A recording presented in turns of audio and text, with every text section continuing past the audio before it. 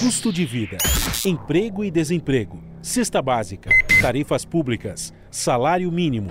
Agora, na Brasil Atual, a análise do DIEESE. E nós vamos fazer contato agora com o diretor técnico do DIEESE, Fausto Augusto Júnior. Bom dia, Fausto. Bom dia, Glauco. Bom dia a todos.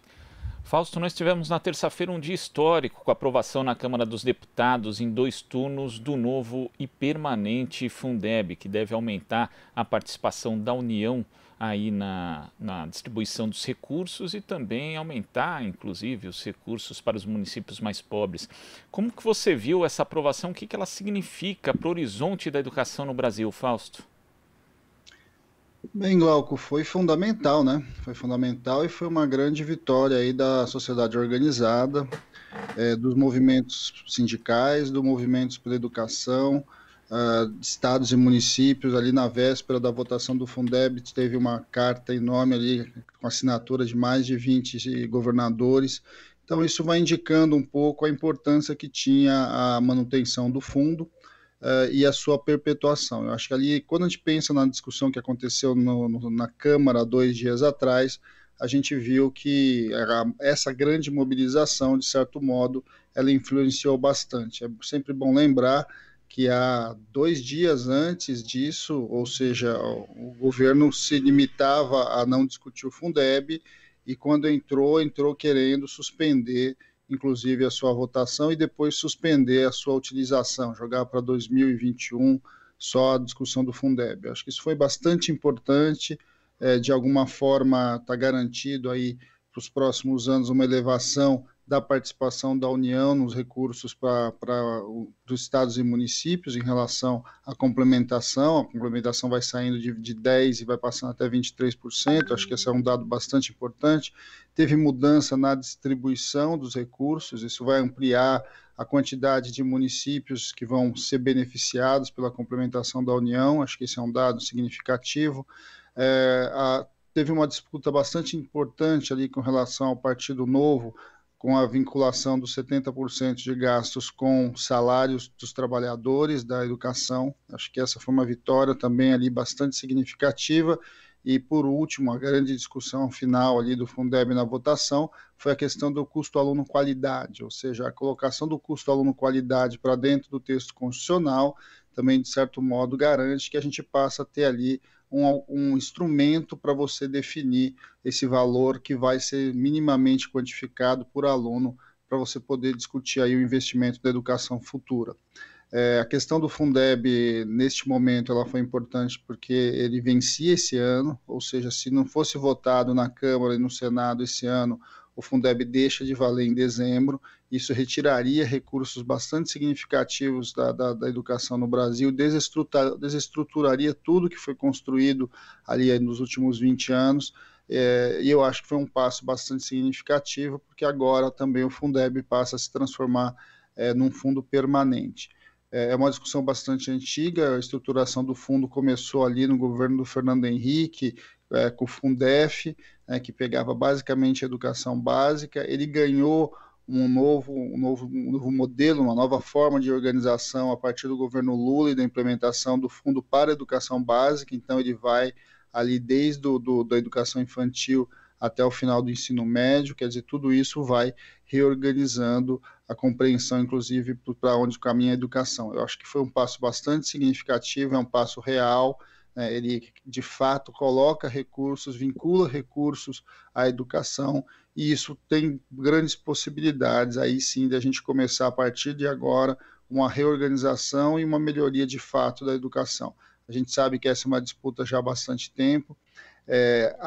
Não é verdade que a educação não vem melhorando, a educação vem sim melhorando. Quando você pega os indicadores gerais, por mais que você tenha uma série de dificuldades, afinal de contas o Brasil é um país bastante complexo e carece de uma série de questões ainda com relação à educação, mas a possibilidade e a construção dessa visão de fundo, dessa lógica de obrigação e vinculação de receita, coloca para a gente um bom caminho. Você continua agora, e agora é constitucional, agora é permanente, agora é passar no Senado, né? Temos 2 votações no Senado com relação ao Fundeb, e a partir de então caminhar aí por um caminho, para um lugar que a gente avalia que tem sido de bom tamanho. Assim. A ideia do Fundeb foi uma ideia bastante importante e ela, de fato, vem mostrando resultados. E é bom lembrar, né, Fausto, que o Diese também participou dessa discussão relativa ao Fundeb. Uma nota técnica, inclusive, dizia que a extinção do fundo poderia implicar justamente em arriscar, na verdade, 94,2% das matrículas da educação básica no Brasil. E também é importante ressaltar que foram conquistados avanços, né, nessa discussão do Fundeb. O custo aluno-qualidade, como você mencionou, também a valorização do magistério e dos profissionais da educação, pontos que estiveram em risco durante a discussão do projeto, do texto final da professora Dorinha, mas que no final das contas foram ratificados e agora é preciso manter isso também no Senado, Fausto. Não há a menor dúvida, Glauco, não há a menor dúvida. A extinção do Fundeb, ela desorganizaria a educação no Brasil, né? Porque a educação no Brasil, de alguma forma, ela vem se reorganizando a partir dessa ideia do fundo já há muito tempo. Os municípios são dependentes, sim, uma parte significativa das matrículas estão vinculadas a esse recurso, mas não é só do ponto de vista do recurso que vem da União.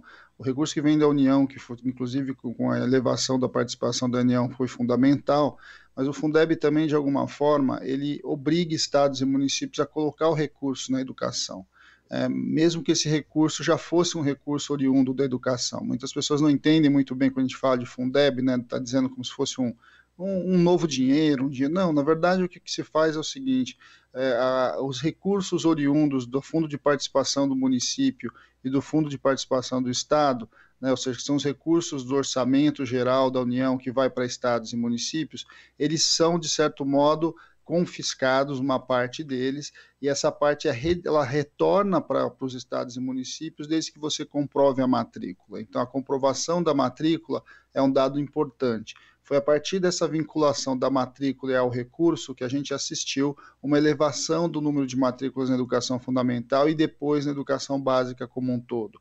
Porque a gente sabe que é sempre muito bonito falar da educação, todos os políticos em época de eleição falam da educação, mas nas suas primeiras oportunidades o dinheiro da educação vai desaparecendo para diversas áreas. É só a gente olhar, inclusive o próprio governo federal agora queria se retirar recursos do Fundeb para uma série de possibilidades, inclusive até para dar ali um drible no teto de gasto. Então, assim, esse mecanismo criado do Fundeb é um mecanismo que, de alguma forma, ele coloca a obrigação dos estados e municípios buscarem matrículas, e isso é importante, isso garante. A questão, além disso, né, a vinculação dos 70% em trabalhadores da educação, não é só professores, né, o conjunto dos trabalhadores da educação, ele também é importante porque ele reconhece que educação se faz com professores, educação se faz com pessoas.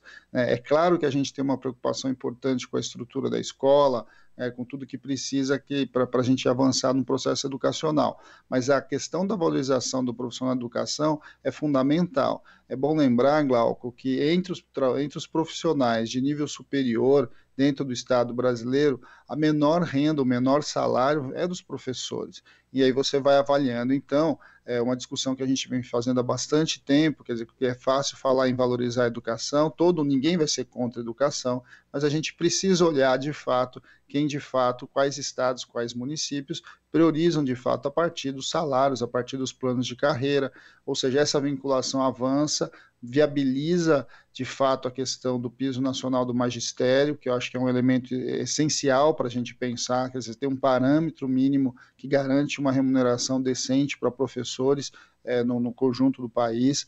A possibilidade do custo aluno-qualidade, né, que ainda vai ter que ser detalhado, ele vai passar ainda por uma discussão de uma lei complementar, mas ele, ao se constitucionalizar, ele vai definindo o indicador, né, que vai muito provavelmente elevar aí o custo ali, alguma coisa entre 3.500 para mais de 5.000 reais por aluno. Eu acho que isso vai ser uma mudança significativa em você pensar em toda uma nova escola que vai se configurar a partir de mais recursos.